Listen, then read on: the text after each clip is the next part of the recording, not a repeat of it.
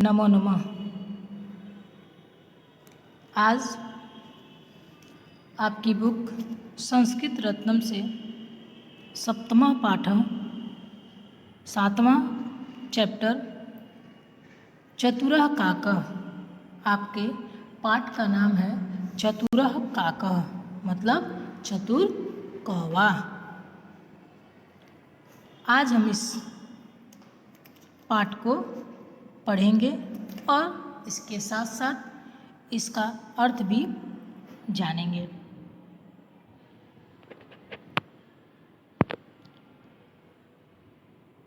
Start करते हैं। एकः काकः अस्ति। एकः काकः अस्ति। एकः मीन्स एक, काकः मीन्स कौवा, आसीत मीन्स था। एक कौवा था। सः एकस्मिन् दिने रोटिकाखण्डं गृहीत्वा वृक्षस्य शाखायाम् उपविष्टवान्। सः वह एकस्मिन् एक दिने रोटी के खंडम टुकड़े को गृहीत्वा लेकर वृक्ष की शाखा पर उपविष्ट मतलब जाके बैठा था। एक दिन रोटी के टुकड़े को लेकर वृक्ष की शाखा पर बैठा था। आनंदेन तम खादितुम आरब्धवान। आनंद से तम उस रोटी के टुकड़े को खाने लगा। एक कौवा था। इसकी कहानी ये है कि एक कौवा था, उसको एक रोटी का टुकड़ा मिलता है और उसको लेकर वो पेड़ पे बैठता है और आराम से खाने के लिए बैठता है। तभी एक सियार आता है और कहता है कि तुम बहुत अच्छे हो, बड़ा अच्छा गाते हो, तुम्हारा रंग बड़ा सुंदर है। वो सोचता है कि जब मैं उसकी कौवे की इतनी बड़ाई करूँगा तो कौवे के जो मुख में रोटी है वो क्या होगा कि नीचे गिर जाएगा और मैं उसको लेके खा लूँगा। लेकिन ऐसा कुछ नहीं होता है, क्योंकि आपके पाठ का ही नाम है चतुरः काकः, चतुर कौवा। तो एका काका आसीत्, एक कौवा था। एकस्मिन् दिने रोटिका खंडम गृहीत्वा वृक्षस्य शाखायाम् उपविष्टवान्। एक दिन रोटी के टुकड़े को लेकर वृक्ष की शाखा पर बैठा था।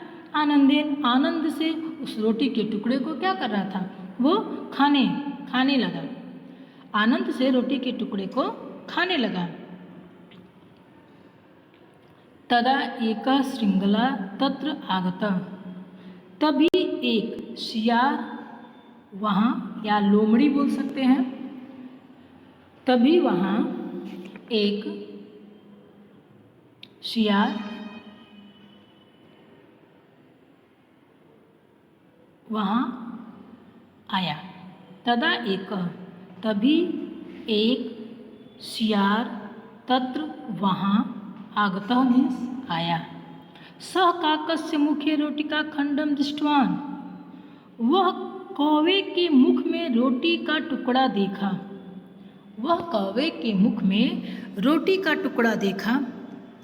कथम एतत् रोटिका खंडम प्राप्नोमि तदर्थम उपायम चिंतितवान।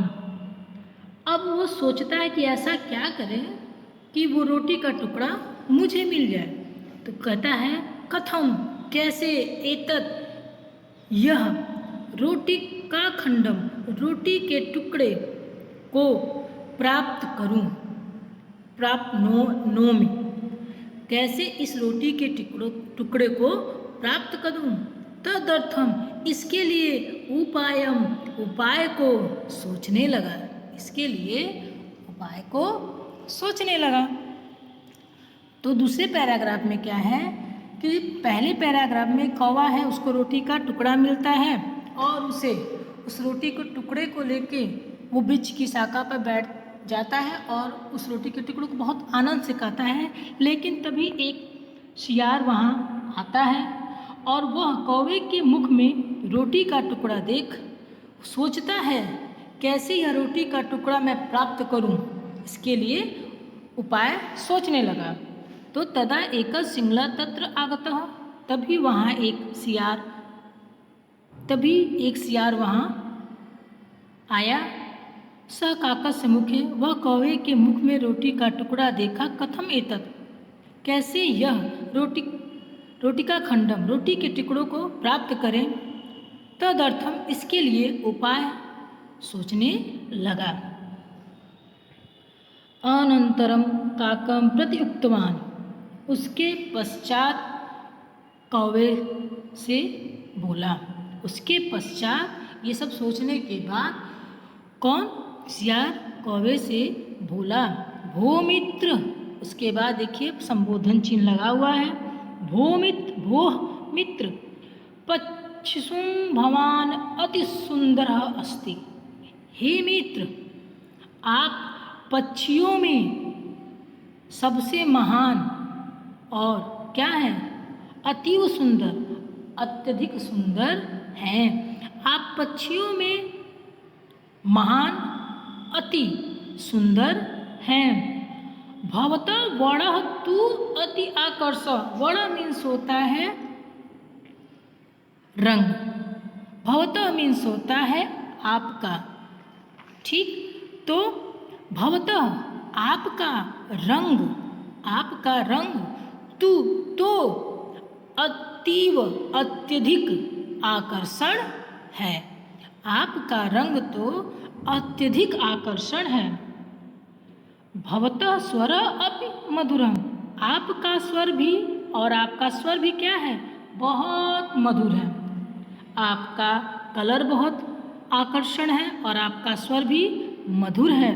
भवान अत्यंतम सुंदरम गीत गायत इति अहम श्रुत्वा, आप अत्यंत सुंदर गीत, भवान मीन्स आप, अत्यंत मीन्स अत्यंत, सुंदर मीन्स सुंदर, गीत मीन्स गीत, गायते इति गाते हैं, इति ऐसा, अहम श्रुतवान मैंने सुना है। वो कौवे से कहता है कि आप बहुत सुंदर गाते हैं, ऐसा मैंने सुना है। कृपया एकम गीतम गायतुम, कृपया आप एक गीत गाइए, सुनाइए। देखिए सियार कितना चालाक है, वो कौवे का झूठ मूठ में वर्णन कर रहा है। ना कि कौवे का रंग अच्छा होता है, ना उसकी आवाज़ अच्छी होती है, ना वो पक्षियों में श्रेष्ठ होता है, फिर भी सियार उसको इतना चढ़ाता है, उसकी इतनी प्रशंसा करता है कि उसे लगता है कि मैं उसको प्रशंसा करूंगा तो वो प्रशंसा में आके जब वो कुछ बोलेगा तो उसके मुख से रोटी गिर जाएगा। लेकिन कौवा तो बहुत चालाक था। तो फिर से इस पैराग्राफ को देख लेते हैं। अनंतरम काकम प्रति उक्तवान, उसके पश्चात का कौवे से बोला, भो मित्र, हे मित्र, पशु भवान अति सुंदरम, आप पशुओं में अति सुंदर, अत्यंत सुंदर हैं। भवतः वर्णः तु अति आकर्षण, आपका रंग अत्यंत आकर्षण है। और भवतः स्वर अपि मधुरम, आपका स्वर भी मधुर है।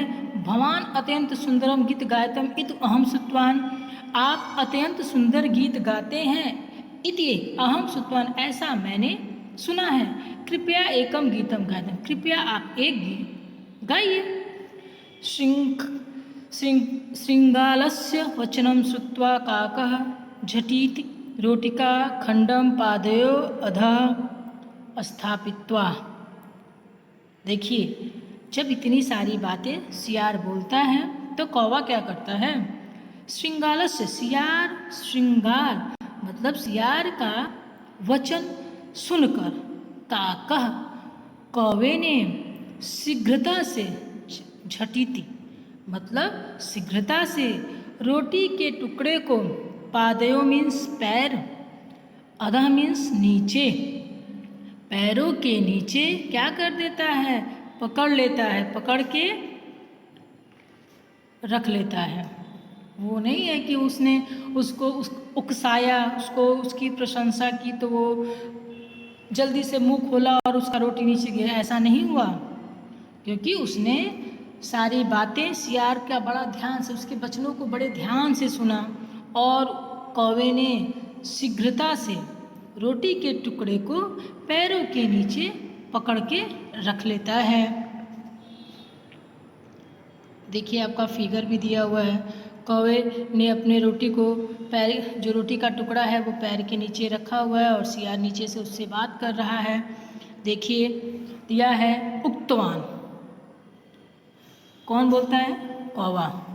भो चतुर शिगाल, हे चतुर सियार, हे चतुर सियार, भवान मम पूर्वजम मूर्खम कृतवान अस्ति, आप मेरे पूर्वजों को मूर्ख बनाया था। आपने पहले कहानी सुना होगा कि एक कौवा और एक सियार रहता है, लोमड़ी इसमें रहती है। तो वो कौवे की बहुत बड़ाई करती है और कौवा बड़ाई सुन के क्या करता है, उसके हाथ मुख में रोटी रहता है। जब वो गाने के लिए मुंह खोलता है तो उसकी रोटी का टुकड़ा गिर जाता है और सियार लेके भाग जाता है। तो वही वो कौवा कहता है, हे चतुर सियार, भवान मम पूर्वजम मूर्खम कृतवान अस्ति, आप मेरे पूर्वजों को मूर्ख बनाया था। अतः माम यब मूर्खम विचयन्ति भवान एवं वदति, अतः इसलिए माम मैं भी मूर्ख हूँ, विचयन्ति सोचकर, भवान आप, एवं ऐसा कह रहे हो। कौवा कहता है कि इसलिए मैं भी मूर्ख हूँ, ऐसा सोचकर आप मुझसे ऐसी बातें कर रहे हो क्योंकि आपने मेरे पूर्वजों को मूर्ख बनाया था। किम काकः अपि सुंदरम गातुम शक्नुयात्, कह रहा है कौवा, किम क्या कौवा भी सुंदर गाने में समर्थ होता है? कौवा कहता है, क्योंकि कौवे की आवाज़ क्या होती है? कर्कश होती है। तो वो कह रहा है कि क्या कौवा भी सुंदर गाने में समर्थ होता है? काकस्य वचनम श्रुत्वा श्रृंगालः शिरः अवनम्य ततः पालयं कृतवान्। काकस्य वचनम, कौवे के वचन को सुनकर शियार सिर झुकाकर, अवनम्य मीन्स होता है झुकाकर, ततः वहाँ से पलायन भाग जाना, मतलब चला गया। पलायन मीन्स भाग गया। कौवे के ऐसे वचन को सुनकर शियार सिर को झुकाकर वहाँ से भाग गया। तो भो चतुर सिंगालः, हे चतुर सियार, भवान आप मेरे पूर्वजों को मूर्खम कृतवानस्त, मूर्ख बनाया था। अतः मामपि, इसलिए मैं भी मूर्ख, विचयन्त्य भवान एवं वदति, आप, इसलिए मैं भी मूर्ख ऐसा सोचकर आप ऐसा सोच रहे हो। किम काकः अपि सुंदरम गातुम शक्नुयात्, क्या कौवा भी सुंदर गा सकता है? क्या कौवा भी सुंदर गाने में समर्थ है? काकस्य वचनम श्रुत्वा श्रृंगालः शिरः अवनम्य ततः पालयं कृतवानि, कौवे के वचन को सुनकर शियार सिर को झुकाकर वहाँ से क्या होता है, चला जाता है। तो हमें इस कहानी से यही शिक्षा मिलती है कि अगर हमें कोई बढ़ा चढ़ा के हमारी बड़ाई करता है तो हमें उनके बातों में नहीं आना चाहिए। हम क्या चीज़ हैं, हमारे अंदर क्या गुण है, हम क्या कर सकते हैं, किसी के कहने पे कि तुम बहुत अच्छे हो, बहुत सुंदर हो, बहुत अच्छा गाते हो, तुम्हारी आवाज़ बड़ी मधुर है, वो अगला नहीं, वो मुझे चढ़ा रहा है। हमें इस कहानी से यही शिक्षा मिलती है कि हमें अपने दिमाग से, अपने विवेक से काम करना चाहिए, किसी के चढ़ाने पे नहीं, क्योंकि अगला हमें नीचा गिराना चाहता है और हम, अगर हमारे पास दिमाग नहीं है, विवेक नहीं है, तो उसके चढ़ने पे आ जाएंगे, उसके चढ़ाने पे आ जाएंगे और हम कोई गलत काम कर देंगे। इसलिए हमें इस कहानी से शिक्षा मिलती है कि हमें कोई भी कार्य विवेक से करना चाहिए। क्या हमारे अंदर क्या गुण है, क्या अवगुण है, वो हमें पता है। इसलिए हमें कोई भी काम करने से पहले सोच लेना चाहिए। Thank you.